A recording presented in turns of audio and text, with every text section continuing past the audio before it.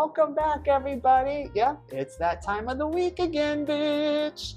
It's time for another saucy episode of Old School New School Comedy Podcast. And I am your host, Christy Miller. And we are broadcasting here from Broadway Comedy Club, right here in Midtown, in New York City.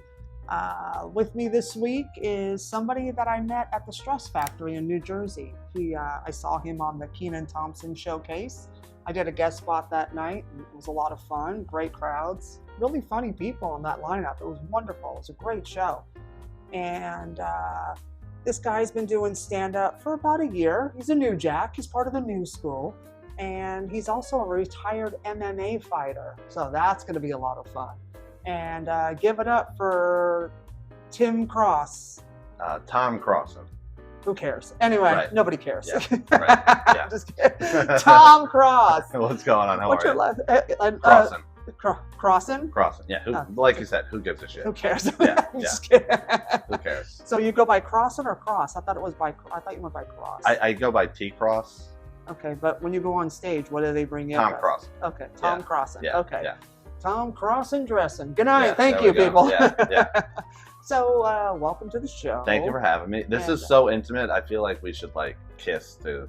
We're sitting so fucking close right now. I know. Thank God I'm 53 and can't get pregnant because if Perfect. You're exactly the these woman eggs I'm are looking powdered, for. dude. So, you've been doing stand-up for a year? Yeah, about a year. Yeah. Why? Did you get hit in the head too hard in MMA? Yeah, there's a bit of that. Yeah, I mean, it's something I've always been a fan of. And then I got treated like shit at a job, and I was like, I can find another job that pays this bad and try and do something fun. And then I just fucking went on stage for the first time. Nice. And the first time I did stand-up, I went to Scotty's Comedy Cove. Hilarious. Yeah, and I didn't know that the sign-up sheet went out way early. Okay. So I got there 5 minutes before the show started, and I signed up. I was 28th on the list. My parents came. And by the time I went on stage, it was midnight on a Wednesday. It was the host, me, and my parents. And I told the story that my parents have heard 100 fucking times. It was the biggest waste of time I've ever had in my fucking life. And something kept me going back. I don't know what it is, but yeah. So wait, what time did this mic start? 9 p.m. 9 p.m.? Yeah. Okay, that's not too bad. Yeah. But could you imagine 28 nothings going on stage and just boring the shit out of people? And there's no people there anyway because it's just an open mic. Yeah, so and it was it was an hour drive from my house too. So, yeah. You're dedicated. Yeah, and that didn't scare you off? No, it didn't. I think because it was so bad, I was like, there's no way this is how bad this whole thing is going to be. I'm like, let me try a second time. And then I went back the second week and it wasn't as bad. And I was like, all right, I think I can do this. Right. Yeah. Well, you know what? It puts a little hair on your chest, as I tell sure people, when does. you have shitty beginnings. You know, I was spoiled when I started. I was at the Comedy Store in LA. Oh, so shit. I was Okay. nurtured. Like Yeah. a little duckling. Yeah, you got lucky. My little nest with all my famous friends that took care of me and carried me. You know, so I was nurtured. But I went through, it was hell, but it was fun hell. I lived for the, hell gigs are hilarious. Yeah. I mean, you're too young to know what, I think everything is a hell gig in your world right now. I mean, that you're in, right? I mean, a lot of the stuff I do is in basements of strip clubs and bars, and it's all nonsense. Yeah. I've done basements and strip clubs too. Yeah, They're hilarious. I love shitty road gigs because it's that's to me is the salt of the earth because that's where I find gold nuggets and I write stuff and I find it. But it keeps you connected to the arteries of this country. Right. And the people that actually watch comedy. And, those are the nuts and bolts of the whole system. Right. So I never poo-poo those gigs. And I know a lot of comics that are like, yeah, why would you do that? I did Bridgestone's show at Black Betty's. And he's like, I'll pay you to come out, paid for everything. And he paid you for that? Yeah. Okay. Oh yeah. He paid my transportation. He paid me money. And, and that night, he told Joey Diaz I was there. So Joey's like, Christy's there, I'm coming. Because I haven't seen her in 20 years. So, because everybody splits off and does their own thing. So Joey showed up to hang out with me and I ended up going up. But I'm like, Bridgestone, you just used me to get Joey Diaz in there. You didn't give a fuck if I was in that room. You're not wrong. No. That's exactly what he did. Uh-huh. And what was funny about that is like everyone heard that Joey was there. So the next open mic at Black Betty's the following week, there was like 35 comics showed up. Of course. Everyone was like, Joey Diaz is going there? I'm going there. Yeah, I'm of like, course. you guys are fucking gay. Total douchebag. showing up just in case Joey might be here. And I was like, dude, I fucking murdered Jerome. It was a fun night. Yeah. It was packed. Yeah, that was the first time. We didn't really meet that night, but that was the first night I saw you. Oh, you were there? Yeah, Okay. I was there that night. Because I had heard Joey was there, so I went. I was one of those fucking I queers. was the bait. Yeah, I showed up. And there was another comic there who was on that show, who was another open micer. His name's Dom. Shout out Dom. He had been doing comedy for like 2 months. Oh, that kid was good. He was really good. Yeah, That he kid was really was good. really good. Really good. And he was like so fucking nervous. And then Matt came up and was like, so I'm going to throw Joey Diaz on before you. So like his first actual show, he had to fucking follow Joey Diaz. Well, that's how you get better. Yeah. You know, Yeah. and it's like, because Joey asked me that night, he goes, what are you doing in a room like this? You don't need to do this shit anymore. And I said, dude, this is the salt of the earth. Yeah. This is where the magic starts. Right. Like, I come to these shitty rooms because, you know, they're real people. They're Yeah. real, you know, just real gritty, just down to earth, like bottom feeders, you know, of And they're really horny because it's a strip club. yeah. And have you seen the strippers there? I mean, yeah. She can make a rough. blind man limp. Good Rough. night. Thank you. Yeah. The upstairs of that room is rougher than It's the rough. downstairs. That's why when I was on stage, I go, the strippers wear sneakers? I'm signing up. Yeah, Fuck yeah, dude. yeah. You can strip in sneakers? This is my dream job. Yeah, I was at the open mic last week there, and there was a woman there who was rather large, and someone was like, what's the basis for getting a job here? I'm like, have a vagina or fill out a form? Just I ask. think the basis of working there is showing up. Yeah, just ask. Like, Anybody hey, can I work will here? take you. Yeah. Whatever. Give them, you know, just show up to work. They Yeah, don't care. I could probably sign up and put on a fucking bikini there. They would let you. I mean, I have tits now. I There you gained go. a little bit of weight, so I probably could. Well, shake your moneymaker, boo. Seriously. Yeah. But yeah, so like, yeah, he was like, wow. And then on his podcast, he's like, you know, I asked her, like, you know, I could have went with Tom Laura, hung up with Brett Ernst, but I went to see my girl. I haven't seen her in 20 years. Yeah. I've known her 30 fucking years. And, you know, we're a comedy store, you know. She's a, you know, soldier of Paul Mooney. You know, we're just comedy soldiers. And I asked her why. And when I told him why, he was like, that was what I needed to hear. Because he was so, like, he was like, ugh, like kind of like uninspired. We all go through that. Right. And he was just like, you know, feeling the rut, like, nothing's challenging me anymore, nothing's inspiring me anymore. And then I go, now you see why I do these rooms. Right. Because I feed off of that. Like, the new jacks are so happy, you know? And it's like, it's so great to feed off of your energy because you're so bright-eyed and bushy-tailed because you haven't been through the shit that we've been through. We all think we're gonna make it. We all think we're gonna be that we're guy. as bitter as that last drop of coffee at the diner that's been burnt and sitting there for 2 days and like it's crusted. That's us. Yeah. You know, and you guys are all fresh, percolating. You know, and it's just like, yeah, that's why we do this. You know, and it really keeps me on my toes, but it keeps me going because if you're around too many people that are at the higher echelon, what are you talking about? You have rich white people problems. Right. Like, my limo was late and then you're going to do an hour on that? Yeah. Nobody cares. Nobody fucking cares. Right. You know, I like the real shit and I love, like, there's a room I play a lot on the weekends. It's 5 nights a week in the city. It's at 1 and 1 in the East Village. And my buddy Todd Montesey runs it 5 nights a week, 2 shows a night. And they built a comedy club in it and the owner loves it.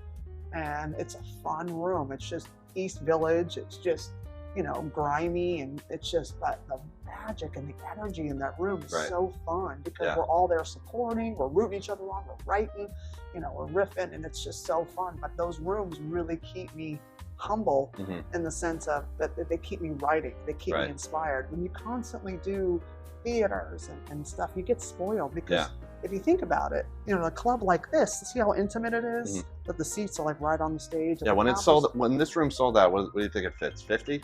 It's like 75. 75? Okay. Yeah. So, but it's like, it's so intimate because it's like quick, you know, like there's that intimacy. And like at the Comedy Store, the tables surround the stage and they're right there. So it's like that instant connection with the people, like you're in the crowd. Right. And then when you start playing bigger venues like theaters and stuff like that, there's that huge distance between the seats Right. and the stage. So all of a sudden you have this thick barrier, this invisible wall. And all of a sudden you start getting disconnected and you start talking. I feel like it's like I feel like I'm almost talking at them because it's so far away. And then, you know, but you know, they're great. Believe me, book me in the theater, darling. I'm actually doing the Debonair Music Hall July 21st. Where's that? It's in Teaneck, New Jersey. Okay. So it seats 300. It was made for music. You need an opener? No, it's already booked. Yeah, me. It's 4 heavy hitters. It's old school, like based on this show. It's me, Mark Riccadonna, my buddy Eric Marino, and Mike Pachetti. Okay. So the 4 of us are going out there, and it's gonna be fun. That'll be fun. Yeah, and I invited Uncle Joey. Okay. I said I'm gonna be there if you're in town. Come by. As a guest or a guest spot? A guest spot. Okay, cool. Like you need to come in. So yeah, that'll be fun. He just sent me back, "Love you" with exclamation points. Oh, he texted? I've heard a lot of people say that he like doesn't like to text. He'll like call you and say, "I love you." Yeah, it depends. Uh-huh. It depends. It depends on his mood. Right. He's a big texter. Yeah. For me, he is. I don't know, but I don't. It doesn't matter. I like talking on the phone. I hate texting because it's like that's the you difference. can't get the emotion out. I mean, when you're texting, you can talk to multiple people at once. Yeah. When you're on the phone, it like fucks up whatever you're doing in that moment. It makes you focus on the person you're talking to. Hello. I mean, you can focus for you fucking millennials. 3 seconds. And what are you, send 4? a text. I'm 30. You're a child. Yeah, you're right. He's I am. a fucking child. So is that Gen Z or is that millennial? No, millennial. Oh, you're lucky. I'm Gen X, bitch. So don't even try it. You little Gen Zs. Yeah, the generation below me sucks. Well, wait till the generation below that starts. That's what everybody says, though. You know who that generation is? Oh, God. Gen Alpha. Is that really what it's called? Yeah, oh, I did a bit on it. Yeah. I've already written a bit like Alpha. They're all fucking pussies. Yeah. It's 0 to 14. So how much can you punch a 0-year-old kid? You know? Right. Yeah. But still, some people do it. I do it. You punch children? I would. Fuck yeah. Yeah. In the throat. Yeah. I actually. Now people are really gonna take me serious. Yeah. I punch my girlfriend pretty often. Does she charge you extra for that? No, she actually also does MMA. Oh, so we like so spar. That's why. Yeah, and she's mean. Yeah, she should be. Yeah, so I have to like hit her extra. Yeah. You know. She's trying to prove herself. And she's proven she can chill out a little bit. She goes a little bit crazy sometimes. That's awesome. Yeah, you guys just fight, and then if you guys get married, what are you gonna do? Go to the altar and spar? Yeah. Probably. I mean, we've discussed it. She's like, dude, that's so corny. I'm like, I like corny. We can do that. You should do it in a ring. Yeah. And spar in the ring, and then pin her down and put the ring on her. Yeah. And make her say I do. That's exactly right. 1, 2, 3, she's down. Yeah, you know. Yeah. Force her to. You can't and say don't no. have a priest. Have a ref. Yeah. You know, with the shirt. Yeah. Like get a guy from Foot Locker to come do it. That's a great idea. Right? I'm going to show her this. I'm going to tell her. I'm brilliant. That's Thank hilarious. you. I'll be here all week. Yeah, we'll invite you to the wedding. Maybe you can be the ref. I will. Yeah, there you go. I'll officiate your wedding. Yeah, I'll tell her. It'll be tell her when horrible. I get home. Yeah. I'll roast everybody. And, yeah. You know, just do what I do. And then you can fucking throw her your fucking super strong arms. Well, she'll probably kill me because she knows how to pin people. I just know how to fucking hit. Yeah. I like to talk to people when I'm talking about like jujitsu, and they're like, "Oh, but I'm strong." Like, doesn't matter. You lift weights, I lift people. There's a difference. Well, that's why I make fun of people in the gym because I train like before COVID, I was competing, starting to really get into competing because my best friend is a world champion powerlifter, and she's 71, and she just competed this weekend, and her totals, what was it, 1,072? She's 5 feet tall, 130 pounds. Oh my God. 71-year-old Ellen Stein, and she. What was her squat was 435. No, her deadlift was 435. Her squat was 396. 71? Yeah, and her bench was 214. Holy or shit. Something like that. Yeah, because I think her squat was, her opener 391, she paused. I don't know what happened because she never fucks up. And then she got, red lit, but that was just her opener. But she did 396 and then maybe 401. Is there an age range? Like, is it all older women or just? No, it's age range from teen to up, but she's in the Masters. So, holy shit. At her body weight and her age, she's breaking records worldwide. So it's like, she's phenomenal. So, but that's how I train. Holy shit, dude. I make fun of people in the gym that do bicep curls and shrugs. I'm like, what are you doing? Yeah. I go, what are you going to do? Yeah. You want to fight? And, and like these dudes, they take steroids, they have big arms, and then they have these tiny little wrists and tiny little hands. Tiny legs. Yeah, and I'm like, dude, I can wrap my fucking whole hand around your wrist. I could take you down. Yeah, some of those steroid guys skip leg day. So from like their knees down, they skip any grip work. Yeah. Any grip work. Yeah. They don't deadlift. They don't fucking squat heavy below parallel. They do quarter squats. Because it's all symmetry. That's not their sport. It's an aesthetic sport. Yeah. So it's all about the symmetry. Yeah. Powerlifting, you could be a fat piece of shit, but if you can lift weights, bitch, then get on that fucking platform. Like a lot of those World's Strongest Men competition, all those dudes are fat. Oh, they're hot though. Yeah. They're just monsters. Yeah. Yeah. Just like Brian Shaw, and his forearms are like 6-arm. Yeah. They're not even forearms anymore. It's crazy. And his head is big, and he's just jacked. And he has a belly because he eats. Because he eats to perform. You got to eat like thousands of calories a day it's a to keep up with performance that. sport. Yeah. They pasta up the night before so they can have all that glucose storage, and it's like it's phenomenal. Which is like the opposite of me when I'm doing MMA and I have to lose weight. Oh my god. You have to make weight, dude. Yeah, it's actually today is the 6-year anniversary from my last fight. Wow. 6 years ago. So what made you retire? Food. I just like eating, man. It's such a grind, and like the cutting weight aspect is horrible. It's awful. Do you know 5 Points Academy downtown? Mm-mm. Steve that owns it, he's ex fighter. He's got his fucking belts all over the wall. He's like 130 pounds. He'll fucking kill you. And he trains a lot of MMA. I weigh like 225 right now. My last fight was at 155 pounds, so like 70 pounds less than what I am right now. God, you're a supermodel. Yeah, and I mean, I'm not like thin by any means, but I'm not obese. So when I tell people like, oh, I'm like 70 pounds lighter, they're like, you would die if you lost 70 pounds. I'm like, I've done it. You almost did. did. Yeah, it's not fun. I like how you have to be so skinny and diet down for MMA where you have to kill somebody. Yeah. You need those calories. Yeah, and then you put all the weight back on. Like you weigh in 155 pounds on Friday, and then the fight Saturday, and I'm back to like 180 pounds. Yeah. Well, it's just like bodybuilding. Yeah. They have to like dehydrate and deplete themselves so they look ripped on the stage for like 20 minutes. Yeah. And they get off and they chug water and they eat pizza and all this crap, and the next day they put on 15 pounds. It's hilarious. It's crazy. Yeah, it's really funny. And people that haven't done it don't get it when you're like, oh, I put on 25 pounds in a day, and they're like, that's not even possible. Like, if you deplete yourself of all the nutrients, it is. Well, I just train for health now, just because my schedule's so chaotic. I can't train for competition or maxes anymore, so I had to dial down. So I'm not lifting as heavy. I'm still lifting, but I'm not, going through programs like I was before. Right. So my caloric intake has dropped, and I've dropped like 25 pounds. I Well, was like 175, and it's thick. Yeah. Because I didn't care. Right. I'm like, I need to be on that platform. Right. I'm gonna pull 405 beltless and wrapless. Holy shit. Perfect. Yeah. So it's like, I can do that. But now it's like, now I can't. Yeah. Like I haven't, COVID really put a nail in that coffin. Yeah. And then I got very sick at the end of 2020, beginning of 2021, and it took me almost 2 years to recover with from COVID or something else? With COVID. Oh, really? You had it bad? I had the Delta. That bitch showed up for Christmas. I'm like, bitch, no one invited you for dinner, ho? Huh. Yeah, but it took me like just under 2 years to get myself back. Wow. And it was weird because like squatting 135 at a warm-up was like, really? I couldn't breathe under it, and it wasn't doing anything for me because I was, I can do more than that, like double 2.5 pounds. So I'm like, this is nothing, so I would just do it for reps just to get but I wasn't like the next time, well, I'm not sore, but my trunk was so weak from not moving and not being able to move that my trunk got weak, and if that's weak, you can't fucking pull any weight. You can't do anything. Shit, dude.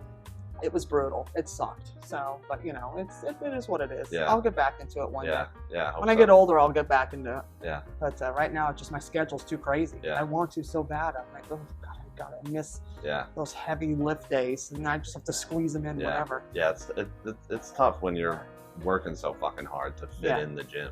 Yeah. Like I basically stopped going to the gym because the gym that I train at happens at night.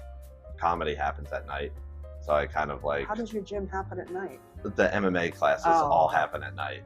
Because the idea is like people after work during the day. After work, everyone sense. goes to the gym. So like at least the gym that I go to, the classes are at 7 o'clock. Oh, Jesus. And Monday through Friday, that's like when the open mics are, and that's why I gotta. Yeah, you gotta pick and choose. Yeah, I gotta pick and choose. You gotta change your workout. Yeah, I gotta figure something else out. But I'm fucking lazy. Yeah. So where are you getting up? So you're a year in. Where do you go? Mondays I try to get to the dojo. They have open mics uh-huh. at the dojo. That's a fun room.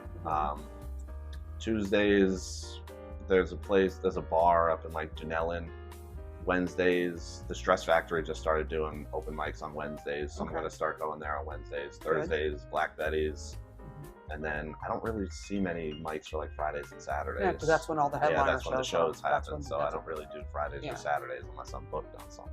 Right. Which doesn't happen a ton, but No, because you're a year in. yeah, right. Slow down. Yeah, It's no, okay. I'm just saying. So being a year in, and you're coming in now, so everything's different than when I started in 1995. So, you know, you have all the social media and you have all the gatekeepers out of the way, and you have access to this world. How are you handling? How are you navigating? Is it working for you?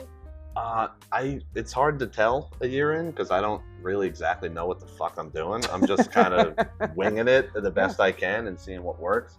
But I'm having a ton of fun.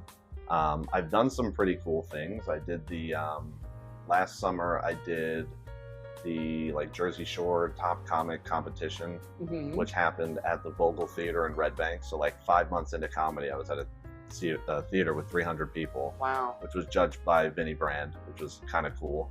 And then, you know, I did the Kenan Thompson Stress Factory thing. I opened for Jim Florentine a few weeks ago. Good. So How did that go? It was fucking awesome. Yeah, it was a really good time. Jimmy's great. Yeah, He's great. He's a great guy. After the show, it was also at Black Betty's. They did an open mic afterwards, and he hung out and stayed for the whole open mic. He's like, I want to watch the young guys.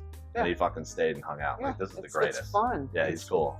It's really fun to see what's going on. Yeah. And also because we're from a different generation, and, you know, how we came up is a lot different in the open mic scenes and working the circuit, you know, building our names and building up our craft, our hour or 2 hours, and you know, building our act. And then, you know, hanging out and seeing the new jacks, it just kind of, it helps you keep in perspective, like what's going on. Because you guys are talking about, like, I mean, most of the times open micers talk about masturbating, poop, or, you know, sex. Donald Trump. Yeah. Ugh. A lot of Donald Trump talk, I hear. That's so sad. Yeah. Dude, find something else to talk about. You know. Yeah, it's not my thing, but I definitely hear it quite a bit. Yeah. It's you know why? Because they have nothing to say. Yeah. Because at 0 years in, you have nothing to say. Right. And I always, when I coach new jacks, I tell them, treat your comedy like a child. Mm-hmm. You gave birth to this person on stage. Right. So you're 1 year in. So what does a 1-year-old really talk about? Right. Gaga goo goo, Right. has maybe mommy, daddy, maybe. Yeah. And he's just learning to walk, you know, he's That's balancing. exactly what a lot of I you hear know. at open mic. Yeah. Goo goo gaga. Yeah, because they're children. Right. Yeah. You know, it's like being in preschool. Right. And so, you know, it's like, you know, but it's funny to see, because it's interesting, because I can always tell where somebody is in their career by just what they're talking about on stage. Yeah. And it's really funny. Yeah. And I'm like one of those creepy Coney Island acts. I could tell you what your height and your weight and all that shit. I could tell you exactly how long you've been doing stand up when I watch you. That's hilarious. And I'm like, oh, you're this. Oh, how did you know? I can see the patterns. Yeah, I've been doing this long enough. I can figure it out. Yeah. Yeah. Too long. That's so funny. What made you start? Why did you start doing comedy? Oh, what is this about me now? My fans are sick. I'm just curious. The people that listen are sick of hearing me. All right. Well, No, never mind. I was I take my question back. when I was a little kid in the 70s, like in the late 70s, Showtime came out, and Showtime was a pay cable thing. Like they would show movies at night. It would come on at like 8 o'clock and stay on until like midnight, and then go off the air. So they'd show movies like whatever just left the theaters, Showtime would get. And then like 1981, HBO came out. So they started doing comedy specials, you know, to fill in time with movies. So Showtime had the Big Laugh Off. So they had the San Francisco Big Laugh Off. I think it was the Chicago Big Laugh Off, the New York Big Laugh Off, the Los Angeles Big Laugh Off, or something like that. I watched, because I was from the Bay Area in California, so I watched the San Francisco Big Laugh Off. And also on Sunday nights, there was this thing called Comedy Tonight that was hosted by Alex Bennett. And a lot of people that were on there from the 80s that I started stand-up, I became friends with because they were still around the Comedy Store. It was really cool to watch people, to be friends with people I watched growing up. So I got really into comedy. My mom had comedy albums. Like we had Carlin, we had, you know, Buddy Hackett, we had Cheech and Chong, we had Bill Cosby, we had, you know, Miss Bill, you see, you know. Yeah, that one didn't age well. Didn't age well. No, that one did not age well, darling. It came with a 2-pill minimum. But hold on. Anyways. Brilliant. And but yeah, so I listened to comedy albums and I was obsessed with it. And I would watch these specials and stuff like that, and watch the comics hanging out in the green room, making each other laugh, and then going on stage. And I'm like, I want to do this. So at the San Francisco Big Laugh Off, it was the one I watched that freaked me out. Like, I have to do this. This is my calling. It was Johnny Dark, Marsha Warfield, the Reverend George Wallace, and Ollie Joe Prater. Those were the 4 comics on the show. And I freaked out when I saw them. Like, George Wallace, when I told him when I started comedy, I said, you know, and when I finally met him and got to hang out with him and be friends with him, and I'm like, you know, you're the reason I started, you and Marsha Warfield. He goes, I'm the reason? I said, yep. And he goes, so you're going to kill me, right? I said, yep. You are dead meat, bro. You ruined my life. We were dying laughing. But, you know, and then when I was in my 20s, I moved to Los Angeles with my best friend Kira at the time.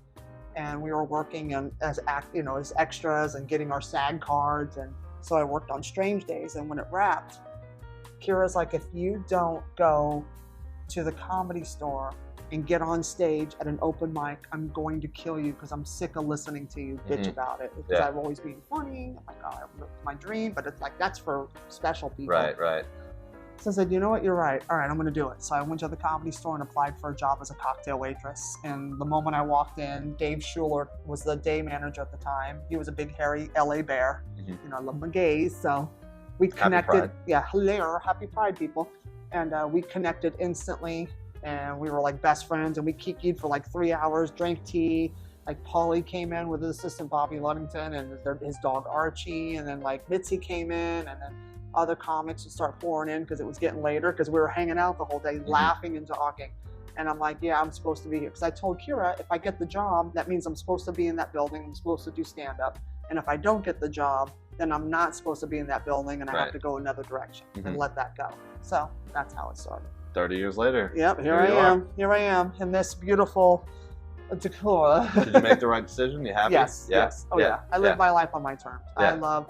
I love stand-up comedy now more than I did when I started. Really? Because I'm a lot better at it, and it's easy and it's fun. Not easy like, oh, it's so easy, anybody could do it, but like I've developed that muscle in the gym for 28 years, so it's fun.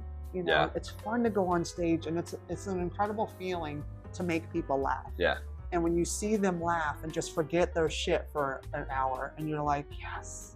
And then you feel good and they feel good and everybody's having fun. And it's just, that's what it's about. Just laughing. Life's short. Let's just laugh at everything. Stop taking shit so serious. There really is nothing like it. Like, it's similar to fighting. I've said to some of my MMA friends, like, when you do well and you perform on stage and everybody laughs, it's the best time ever. There's nothing like it. But if you go on stage in a room full of strangers and you bomb, the drive home is like, why the fuck did I do this? Well, I quit every day. Like my best friend Eric Marino was on last week, and we laugh, and I'm like, I'm quitting right now. He's like, no, I quit 10 minutes ago. No, you can't quit before me. You know, it's like no, I quit first. Fighting. I quit 3 times this morning. What are you talking about? But it's so much fun. I'm really enjoying it. And just kind of taking it as it goes. So just and keep that, because that's the key to surviving this shitty, horrible path you're going down. Because there's, it's different for everybody. Everybody's payoff is different. Everybody's journey is different. And don't compare yourself to other comics. You can't, because you'll go crazy. That's the first rabbit hole you'll get sucked into. Like, why did he get it? I'm funnier. Don't do that. And that's tough with the social media. Social media will poison your mind because it's all a facade. Like you watch some of these guys and you're like, they have 3 times as many followers as I do. What the fuck? Like, it's really difficult to not compare yourself. But then when you start investigating the comic and you go, oh, so his girlfriend is a manager and she handles all this okay. Or this girl signed with this guy. No wonder she's blowing up and he's getting her all these sweet gigs opening for big names. Okay. She has help. I don't have help. I'm a one-man band. And, that's it. So it's like, but you know what? I don't have a day job. I haven't for many years. I survive on my art. Yeah. And you know what? To me, that's success already, because I'm not being punch of the clock, so to speak. You know, slave to a day job just to support my career, which is nothing wrong with it. But I'm like, I'm grateful. How long in before that was possible? Oh God, it was 2016 when I quit my day job completely. Oh wow. When I walked out. Wow. What was your day job at the time? I was a personal trainer. Okay. At a gym that was bought out by a big chain gym, and I was like, yeah, I'm not doing this. Okay. So almost 10 years. Yep. That's awesome. Fuck yeah. So I'm blessed. Yeah. I mean, I'm struggling, Yeah. but it's feast or famine, but Right. that's the name of the game. Yeah. But the bottom line is I still have a roof over my head, clothes on my back, food on my table, bills are paid. Yeah. And I don't punch a clock. Yeah, and you do whatever the fuck you want. Yeah, and my when you own want to schedule do it. is Yeah. my schedule. Yeah, that's awesome. And I still have clients that I've had for 10, 12 years that I still train. So I maybe work 8 hours a week, Okay. you know, Yeah. an hour here, 2 hours there, Right. that's it. And then, you know, but to me, I'm like, am I really working? Yeah. Am I though? Yeah. You know, Yeah. so it's like, Awesome. you know, I'm blessed and I have that to fall back on. Right. But it's still, it's like, I don't know. I'm just grateful. Mhm. I'm really grateful. Yeah, that's awesome. I hope to get there one day. You will. Just Yeah. if you keep sticking to it and just stick to your Yeah. guns and stay true to you. Yeah. And don't, you know, as long as you're having fun and you're getting booked, don't worry what other Yeah. people say. That's the number one thing I hear from people is just don't stop. Yeah. Yeah. As long Because- as you're having fun, keep going. Yeah, because everybody's path is different. Right. You know, like mine, like I have a lot of friends that started out with me or after me that have blown up, super famous, or blown up or, you know, super successful. And here I am, you know, still struggling. But you know what? At least I did it on my terms, but that's Right. my path. So Yeah. maybe my payoff can be later. You know, whatever. I'm not worried about it. Yeah. So, I mean, I'll probably worry about it after the show wraps, but Yeah, you go home, you'll cry later, but Yeah, the I'll camera's quit comedy. on. Yeah, your Yeah. camera's on. You keep it strong. yes. So, you being in this game a year, so there's a lot of crazy shit going on in comedy and funny stories, like, you know, the story of Rob Schneider getting booed off stage at his corporate gig, and George Lopez walking out of a casino gig because of the hecklers were out of control. Nobody was stopping him, and he got pissed and walked out. And Jerry Seinfeld blaming the far left for ruining comedy. Yeah. It's hilarious. Yeah. It's all so funny to me. So, first of all, how do you feel about, like, what is your take? Because I have my take, and we've been talking about it for the last couple of weeks on here with Jerry Seinfeld. And you're a new Jack, so it's Yeah. interesting to hear your perspective on what he was Yeah. talking about. I'm just tired of hearing the word woke. Yeah. That word just annoys the shit out of me because no one can explain what it means. It Yeah. just means something I disagree with, and it pisses me off. What it started off, it's like every hashtag. What it started off being got completely maligned Yeah. and disfigured and changed and rebuilt and became something else. Yeah. You know, it's like a transformer. Every hashtag is transformed into another. Right. It gets hijacked and it's gone. You Right. know, it's by crazy terrorists, or whether it's money involved, whether it's just feelings or Yeah. bullshit. It doesn't matter what it is. But everything that starts off good gets hijacked and destroyed because Right. everybody wants to be a fucking victim. Right. And it's like Jerry Seinfeld, your career, which I followed, and I love Seinfeld. That was one of my favorite shows. Mhm. And he's so simple with his writing, and he's brilliant. I can't do it. He's clean, he's simple. It's the dumbest things. He can make a whole thing, which is a gift. I don't have that. Yeah. I'm a roaster, I'm a ranter. I call shit out. I talk about things that people are afraid to talk about. Yeah. You know, I'm everybody's inside voice. So it's like, I'm different than him. He doesn't do what I do. I don't do what he does. But it's like Jerry Seinfeld. To me, your comedy is beige. Yeah. It's muted. It goes with everything. It's a background color. It's Yeah. not offensive. What is it that you can't say? Yeah. What is Jerry Seinfeld so worried about saying Yeah. and going off the grid of, I'm going to get canceled? Jerry Seinfeld Yeah. getting hilarious. Yeah. It's very strange hearing a clean comic say, like, you can't say anything anymore. Yeah. Well, you haven't said shit. 10, 15, Yeah. 20 What are years. you talking about? Dude, why don't you sit in your castle in Long Island with Yeah. your moat Yeah. of crocodiles keeping all the new jacks out of your fucking Yeah. thing while you count your billions? Like, Yeah. relax, dude. It's not that serious. Yeah. And I also don't understand the whole comedy is dead thing. Like, It's not. How many comics have sold out MSG in the last year? Oh God, they're constantly. Like 30 years ago, it was like, oh my God. It was only Dice. Yeah, Dice sold out the Garden. Yeah. Like, Andrew Schultz sells out the Garden, Tom Segura, Kevin Hart, like the list Kevin goes Hart, on and on. Chappelle, Chappelle. Sebastian Maniscalco, they all sell out. It goes on and on. So Yeah, like it's bigger than ever. What the fuck are you talking about? Yeah, well that's because, well see, what people do, and this is maybe you'll agree or disagree or school me on it because you're younger, I find that all those problems are on this little app called X, formerly known as Twitter. Yeah. And outside of that app, none of this exists. Because I play these shitty clubs in the country. I play these clubs and I have fun. Yeah. And people are like, oh, you're so real. You do old school shit. You're so real up there. You're so funny. Oh my God. You just totally say what everybody's thinking. I'm like, yeah, because we're all, it's just, we're just laughing and having fun. We don't take ourselves serious. But it's so funny because everybody's caught up in this shit. And I think it's like, Jerry, I think you're just looking for attention. Yeah. Because you're bored. Yeah. I like to say that the internet's not a fucking real place. Yeah. It's like you see all this shit on Twitter. Turn Twitter off, go outside, walk down the street. It's not real. I barely it's not go on real. Twitter. Because it gives me an anxiety attack because of all the hate and anger. And it's such an angry fucking. Yeah.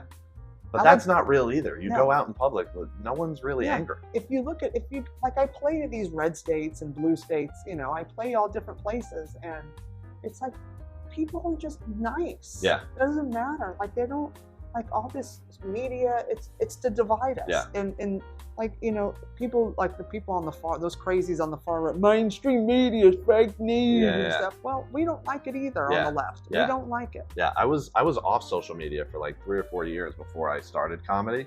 And I was like, I kind of got to get back on it because that's like... Just only use it for your comedy. Yeah. Don't get roped in. Yeah, I try not to. It's tough, though. Yeah, I don't. I'm so done. I don't even go on it anymore. I'm happier. My moods change. I just stay off it. I just post my clips, whatever I got to do.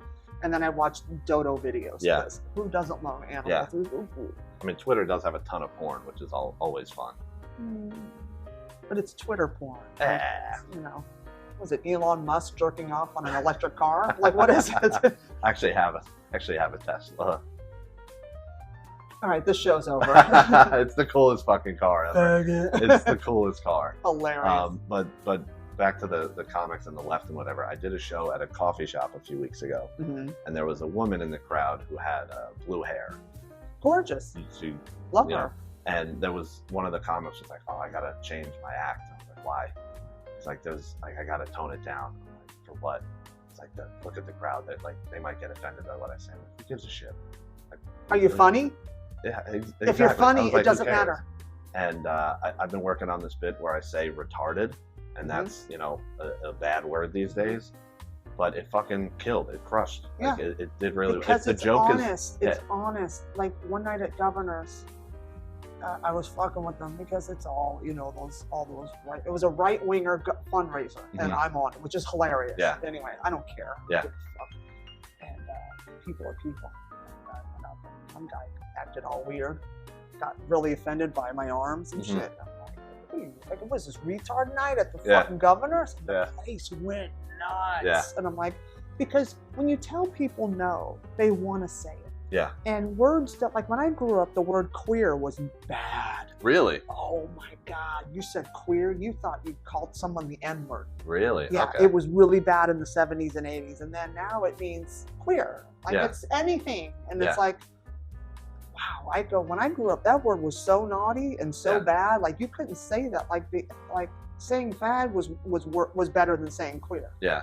And, and it was really crazy. But now it's all switched, and it's funny how things evolve and change, and it's like it's fun to watch the change. It's great, but at the same time, I'm like, why are you putting so much energy into so many words that don't matter? Yeah. And it's always the people that get offended are the ones that have no skin in the game to be offended by. Yeah, like they have nothing. Like these are those. It's always white people that get upset with the black jokes. Yeah, they get very upset, and it's like, dude, you can't speak for black people. You don't know the experience. You're a white person. Calm down. Yeah. You can. I always tell people, I'll stand behind you, bro. I got your back.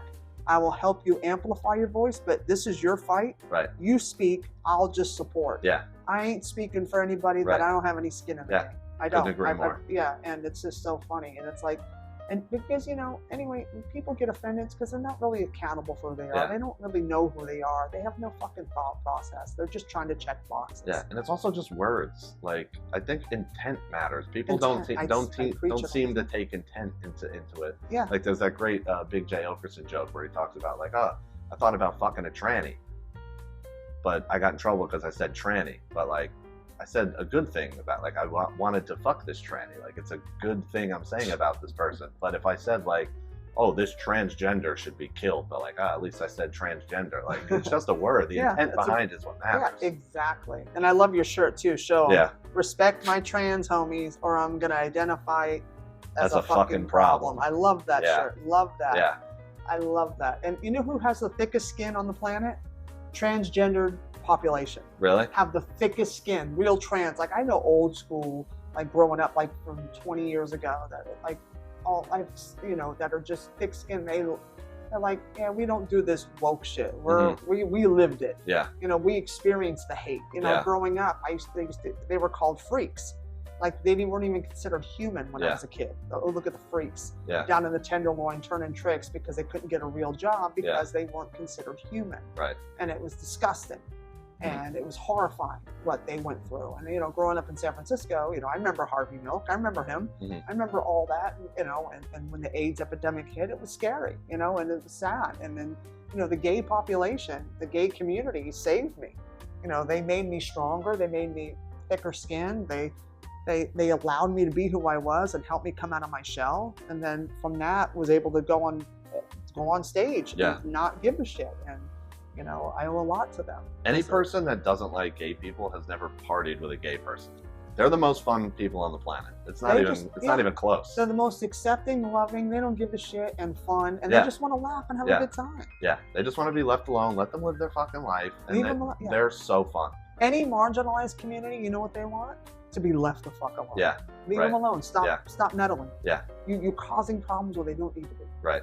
But before we go, and but I also wanted to talk about this too, was George Lopez walking out on his show in the casino just this last week or whatever it was, and he got pissed off. So the casino was pissed that he left early, and it's like, well, the security didn't quiet the hecklers down, and they were talking loud and obnoxious and interrupting him.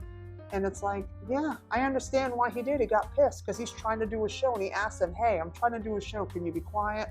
Because we're artists. We're up there. Because I remember it made me think back to in 2021, I did some shows with Dice. And one of the nights we were at Soul Joel's in Pennsylvania. And the first night, they were drunk and rowdy. And this is 2021, so we're coming out of COVID. It's still, awkward, and shows were still early. Nothing was really open late because nothing was really back to normal yet. We're just coming out of it. And these people came. It was a 6 o'clock show. And Dice says, it's so fucking early. I said, yeah, we'll be home by 11. How great is that? We'll be back in New York City by 11. Yeah. How genius. He goes, oh, I didn't even think of that. It was so funny. And I go, I'm spoiled rotten with these 6 p.m. shows. Yeah. Trust me. And they were drunk and rowdy, so I had to stay on. I stayed on I usually do 15 to 20. I did 25 because I was trying to corral them because they were so out of control. Because they were drunk, rowdy, having fun. They were loud. And I'm like, so I got him corralled, and he goes on, and they go nuts. And usually he'll do an hour and 20, and he destroys. And he left at 50 minutes because they kept nursery rhymes. They were shouting, no, hickory dickory dock. And right in the middle, he's like, I'm trying to do my act. So finally, he just got pissed off and just went into the nursery rhymes and walked out. He was so angry because I had all this stuff I wanted to do. I said, Andrew. Crowd probably loved it, though. No, they lived for it. I go, Andrew, you could just walk out, do the nursery rhymes, and walk off.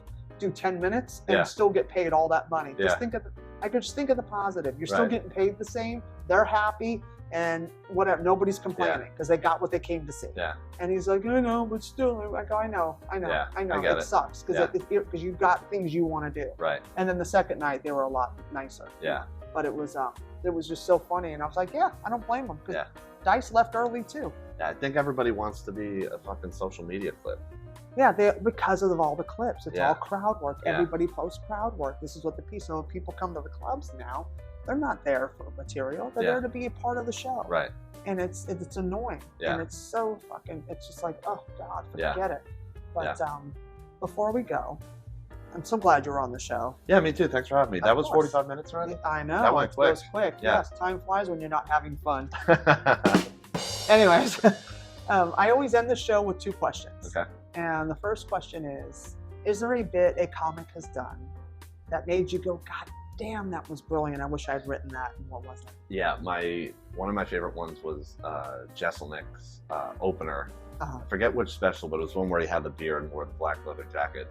Where it's like, my buddy's wife is a born-again Christian, and she says I'm a bad influence because he called me a bad name.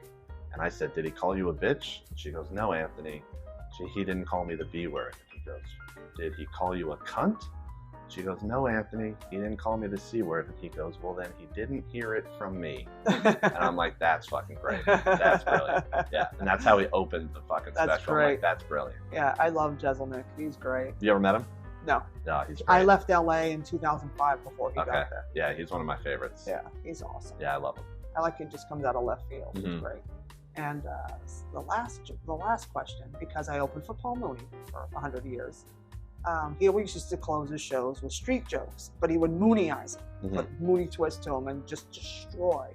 And everybody has a good street joke, and it's Father's Day, so everybody has a good dad joke, Yeah. you know? So do you have a go-to street joke? I actually just started saying this recently, and I hate myself for it. Oh, that's even better. Yeah, because I just turned 30, so like getting old. He'll be dead after this. I got cement shoes in your sign. Yeah, and I saw a friend of mine recently, I haven't seen in a while, and I was like, hey man, looks like you lost some weight. And he's like, yeah, I'm like 30 pounds down. I lost 30 pounds. And I was like, ha, I found it, because I'm putting on some weight. I was like, I must have found the 30 pounds.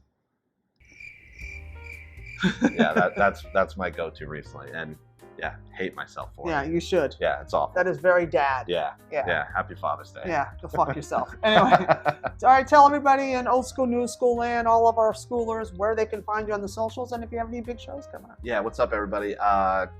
When does this come out? The 12th of Neverwary. 12th of Never. All right. Yeah, so happy Father's Day. Find me on all the socials at T Cross Comedy.